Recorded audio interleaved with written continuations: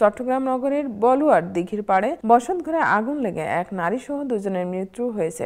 একই ঘটনায় আহত হয়ে ৩ জন চট্টগ্রাম মেডিকেল কলেজ হাসপাতালে চিকিৎসাধীন। চিকিৎসকরা জানিয়েছেন, মৃতরা সম্পর্কে স্বামী স্ত্রী। ধোঁয়ায় শ্বাসরুদ্ধ হয়ে তাদের মৃত্যু হয়েছে।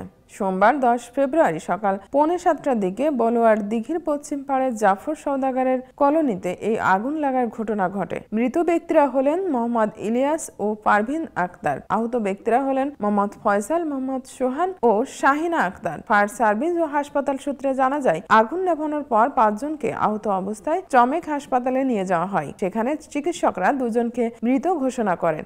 অপর 3 জনকে হাসপাতালের বার্ন ও প্লাস্টিক সার্জারি বিভাগে চিকিৎসা দেওয়া হচ্ছে। আহত ও মৃত ব্যক্তিদের শরীরে পোড়ার ক্ষত নেই, তবে ধোঁয়ায় তাদের শ্বাসনালী ক্ষতিগ্রস্ত হয়েছে বলে চিকিৎসকরা জানান। বার্ন ও প্লাস্টিক সার্জারি বিভাগের প্রধান মোহাম্মদ রফিক উদ্দিন আহমেদ বলেন, আহত 3 জনের শ্বাসনালী ক্ষতিগ্রস্ত হয়েছে। তাদের মধ্যে একজনের অবস্থা আশঙ্কাজনক, আর অপর 2 জনকে মৃত অবস্থায় পাওয়া গেছে। ফায়ার সার্ভিস সূত্রে জানায়, তারা সকাল 6:42 আগুনের সংবাদ পায়। ফায়ার সার্ভিসের 4টি ইউনিট আগুন নেভাতে কাজ করে। সকাল 8টার দিকে আগুন নেভানো হয়। ফায়ার সার্ভিসের সহকারী পরিচালক মোহাম্মদ আব্দুল মালেক বলেন, 5টি কাঁচা ঘর পুড়ে গেছে। এতে আনুমানিক ক্ষতি 15 লাখ টাকা।